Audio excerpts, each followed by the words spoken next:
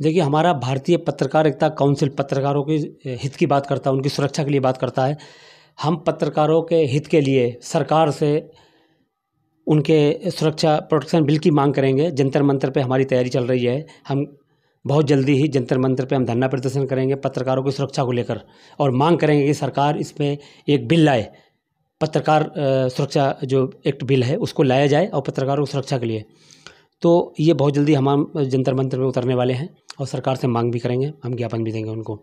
तो हम यही चाहेंगे कि खासकर नोएडा के पुलिस कमिश्नर साहब से कि आप ये न्यायिक जांच कराएं और निष्पक्ष होकर जांच कराएं, जिसमें ये दोषी जो भी पाया जाता है उसको दंडित करें और उनको समझाया जाए, इसहाक सैफी साहब को, क्योंकि वो भी परिवार वाले लोग हैं। जी। एक आहत होकर उनको इंसाफ अगर नहीं मिला तो वो आहत होकर के ये कदम उठा रहे, उनको रोका जाए जी। आप देख रहे हैं BBC 24x7 न्यूज़। नई और ताज़ा खबरें देखने के लिए आप हमारे चैनल को सब्सक्राइब जरूर कर लें। निष्पक्ष पत्रकारिता करने वाले ईमानदार पत्रकारों को फर्जी मुकदमों में फंसाकर जेल भेज दिया जाता है या उन पर जानलेवा हमला कर दिया जाता है। इन्हीं ईमानदार पत्रकारों में से हिंद की ज़मीन दैनिक अखबार के संपादक इसहाक सैफी हैं। वरिष्ठ पत्रकार इसहाक सैफी का कहना है कि मैंने हिंद की ज़मीन अखबार के माध्यम से कई अवैध कार्यों के खुलासे किए, जिसमें नोएडा पुलिस भी लिप्त पाई गई। अवैध कार्य करने वालों ने पुलिस के साथ मिलकर उन पर फर्जी मुकदमे लगवाए हैं। इसहाक सैफी चाहते हैं कि इस मामले की पूरी निष्पक्ष जांच हो और जो भी दोषी हो उन पर कार्यवाही की जाए, लेकिन 3 साल गुजरने के बाद भी उनको न्याय नहीं मिला। इस बात से आहत होकर उन्होंने आत्मदाह 30 मई को करने की बात कही है, जिसकी सूचना पुलिस के आला अधिकारियों को दी और संबंधित विभागों को भी दे चुके हैं, लेकिन इस बात का उनको कोई अब तक जवाब नहीं मिला। देखिए हमारी ये रिपोर्ट। एक जानकारी मिल रही है आपके द्वारा किसी कारणवश आत्मदाह करने की बात कही जा रही है, क्या है पूरा मामला? मेरा नाम इसहाक सैफी है। मैं दैनिक हिंद की ज़मीन अखबार समाचार का संपादक हूँ। मैं अपने अखबार में अवैध कारोबार के खिलाफ खबरें छापता रहता हूँ अक्सर, जिससे हाथ होकर उन मुखबिरों और अवैध कारोबारियों ने मेरे खिलाफ फर्जी 2 मुकदमे दर्ज कराए, जिनमें मैं जेल में और परिवार के साथ जेल गया, और उसमें मुझे निष्पक्ष न्याय न मिलने की वजह से मेरा जीने का मकसद खत्म हो गया। और मैं इसी मामले को लेकर अब कमिश्नर ऑफिस सेक्टर 61 पे अब्लाग कर रहा हूँ, जिसकी सूचना मैं पत्र के माध्यम से सभी विभागीय अधिकारी को, अल्पसंख्यक आयोग, राष्ट्रीय मानव आयोग, कमिश्नर, DGP और मुख्यमंत्री, प्रधानमंत्री को अवगत करा चुका हूँ। यदि मुझे न्याय नहीं मिला तो मैं 30 मई को आत्मदाह करूँगा, जिसकी जिम्मेदारी पुलिस विभाग की होगी।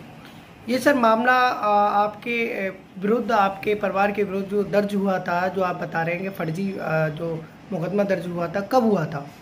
ये मामला 16 नवंबर 2019 का है, जबकि मैं अपने ऑफिस पे हूँ और मेरी पत्नी और मेरे बच्चे अपने मायके गए हुए थे। अच्छा। ये सभी लोग, ये जो लोग हैं पुलिस के मुखबिर हैं और मुखबिर के द्वारा ही ये FIR दर्ज कराई गई थी। और ये दोनों, आपको क्या लगता है किस वजह से आपके ऊपर फर्जी मुकदमे दर्ज किए गए? क्योंकि मैं इन अवैध कार्यों के खिलाफ हमेशा। क्या अवैध कार्य होते थे?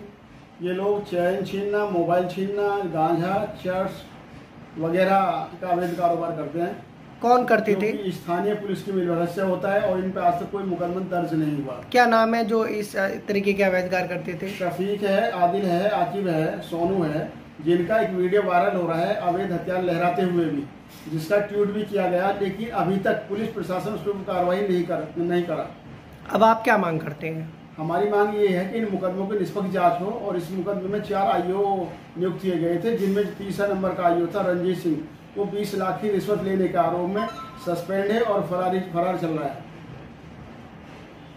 तो ये आत्मदाह कहाँ किया जाएगा आपके द्वारा, अगर आपकी मांग नहीं होती? कमिश्नर ऑफिस सेक्टर 108 पर। कमिश्नर ऑफिस पर आत्मदाह की जाए। तो आपने जब प्रार्थना पत्र द्वारा विभाग को सूचित किया तो कोई वहाँ से आपके लिए कॉल या कुछ भी? ये पत्र मैंने बाय पोस्ट किए थे, लेकिन आज 24 तारीख है, किसी भी अधिकारी का आज तक कोई भी फ़ोन या कोई भी इंफॉर्मेशन मेरे पास BBC 24x7 न्यूज़ की टीम इस वक्त पहुंच चुकी है भारतीय पत्रकारिता काउंसिल कार्यालय दिल्ली में और हमारे साथ मौजूद हैं भारतीय पत्रकारिता काउंसिल के राष्ट्रीय अध्यक्ष एडवोकेट आलम मंसूरी। मंसूरी साहब, जिस तरह से इसाक सैफी साहब का मामला चल रहा है, नोएडा से हिंद की ज़मीन दैनिक पेपर चलाते हैं, उस विषय में क्या कहना चाहेंगे आप? देखिए, जो वीडियो वायरल हो रहा है, अब तक ये पता लगा है कि उन्होंने जो उनका 2019 का कोई मामला था उनके भाई का, तो उन पे पुलिस द्वारा, नोएडा की पुलिस द्वारा, उनका ये कहना है, आरोप है पुलिस पर कि फर्जी मुकदमा बनाया और उनके पूरे परिवार को जेल भेज दिया गया। जेल भेज दिए, जो प्रताड़ित हुए काफ़ी, तकरीबन 1 महीने बाद जेल से पूरा फैमिली, बच्चे, मियाँ बीवी, बच्चे, यानी कि सब पूरे परिवार को जेल भेज दिया गया था। उसके बाद उन्होंने जब ये दरख्वास्त लगी कि इसमें निष्पक्ष न्याय और उसमें पुलिस जांच करे, तो वो जांच अब तक नहीं हुई, ना उनको न्याय मिला। तो उन्होंने आहत होकर के जो सूचना पत्र कमिश्नर पुलिस ऑफ नोएडा, मुख्यमंत्री उत्तर प्रदेश, गृह मंत्रालय, प्राइम मिनिस्टर, होम मिनिस्टर, सबको और मानवाधिकार को भी उन्होंने सूचना पत्र दिया।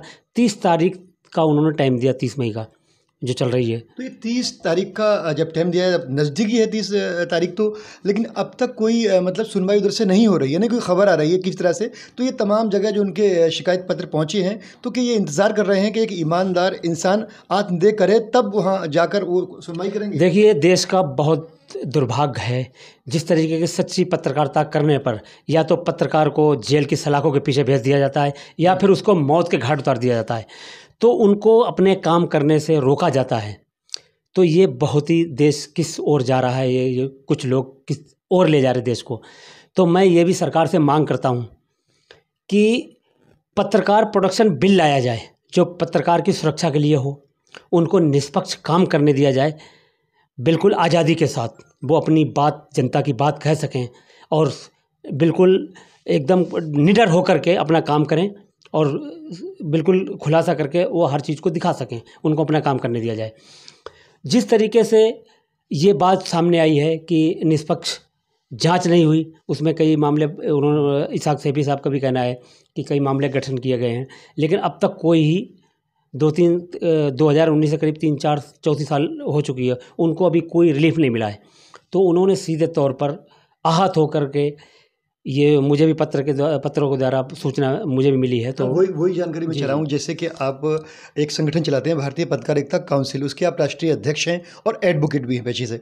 तो मैं यही जानकारी चाह रहा हूँ आपसे, ये कहना चाह रहा हूँ कि अब जो एक ईमानदार पत्रकार अगर कोई सच्चाई को दिखाएगा तो उसकी जान को खतरा, उस पर झूठे केस मुकदमे लगा दिए जाते हैं, किसी न किसी बहाने से शासन प्रशासन या जो अवैध कार्य कर रहे हैं मिलकर फंसा देते हैं।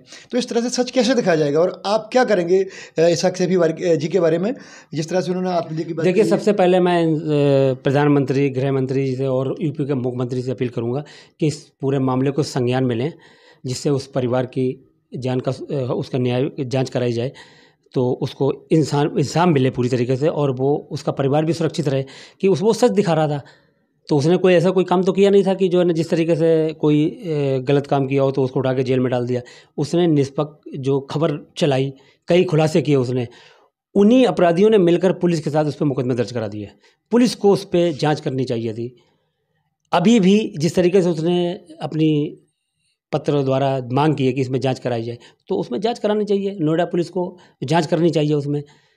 तो अभी तक तो कोई सुनवाई नहीं हुई है, लेकिन अब जो है, अगर इस तरह से सुनवाई नहीं हुई और 30 तारीख बहुत करीब है, आने वाली है, तो आप अपने संगठन के माध्यम से क्या संदेश देना चाहते हैं? हम तो सबसे पहले तो हम मुख्यमंत्री, यूपी के जो मुख्यमंत्री, उनसे भी अपील करेंगे कि इस मामले को संज्ञान में लें और तुरंत कमिश्नर साहब को ऑर्डर दें कि इसमें जांच कराई जाए और कमिश्नर साहब को स्वयं संज्ञान लेना चाहिए कि इसमें जांच बैठाकर न्याय दिलाया जाए।